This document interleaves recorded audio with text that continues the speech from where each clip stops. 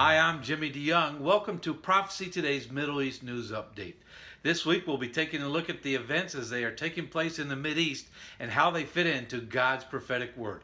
Here's Dr. Jimmy DeYoung with this week's events. In the Middle East News Update headlines, Hamas has produced a video calling for the Palestinian terrorists to assassinate Israeli officials. Over in Jordan, King Abdullah hosted the Arab League, and they sent a message to President Trump: either give us the state of Palestine or prepare for World War III. Meanwhile, there's a group of radical Islamists who want to expand out of the Middle East. They're on their way into Latin America to set up an operation so that they can attack the United States. And back in Israel, there's a number of those who are celebrating the 50th anniversary of the liberation of Judea and Samaria. Those are the headlines. Now the details. Hamas is an Islamic terror organization that is located in the Gaza Strip at Israel's southwestern border, there on the border with Egypt. Islamic activities are a part of Hamas, and they have called in a video just produced and released for the assassination of a number of Israeli officials. They're going to go after the diplomats around the world in the major cities like New York City, Washington, D.C., Paris, London, and Rome, Italy. Then they'll come back into Israel. They're going to endeavor to assassinate a number of the ministers in the Israeli government cabinet. In this video they produced, these ministers, their pictures are in the crosshairs of the man that holds the rifle, who's going to be one of those snipers who will go after these Israeli officials. They'll also be going after some of the Israeli Defense Force leaders as they endeavor to try to win out over the Israeli Defense Force for the purpose of making the Jewish state of Israel a state called Palestine for the Palestinian people.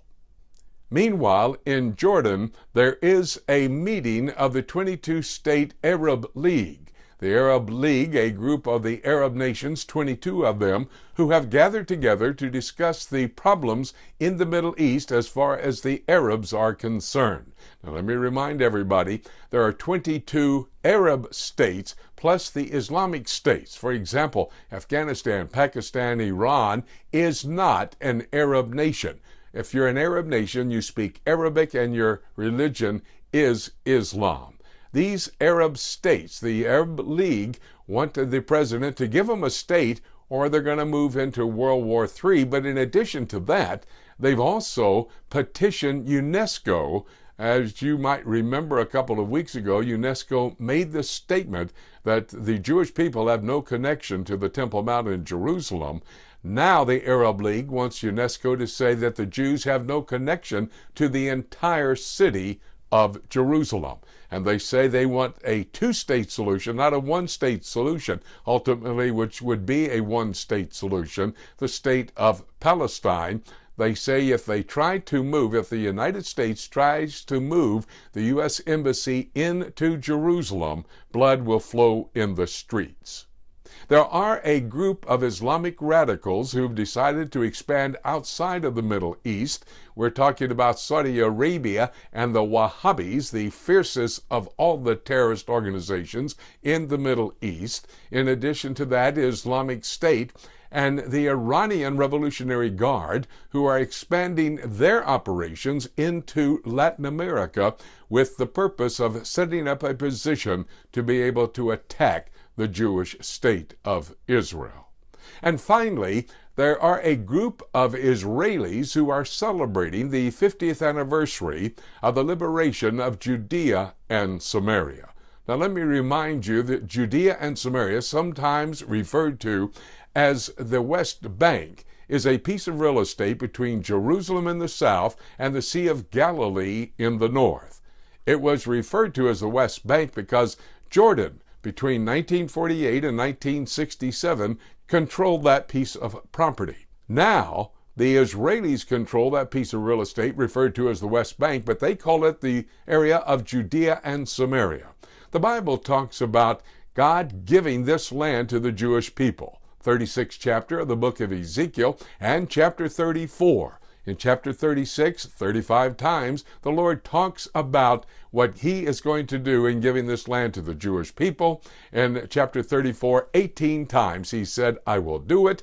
And in chapter 36 and verse 22, he says he does it for his holy name's sake. Celebration of the 50th anniversary of the liberation of the area known as Judea and Samaria, a promise that God has kept to the Jewish people.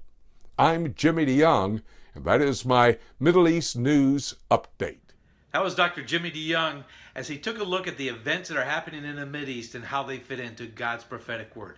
Every single day we take a look at the top 10 news stories as they are happening around the world and how it fits into God's prophetic word. Every weekend, Prophecy Today weekend, we take a look and we talk to the people that are involved in making decisions or watching those that are making decisions around the world. Join us every weekend for Prophecy Today weekend. Go to our website, prophecytoday.com. There you'll find all kinds of tools that will help you in your study of Bible prophecy. It will help you to understand the times in which you're living.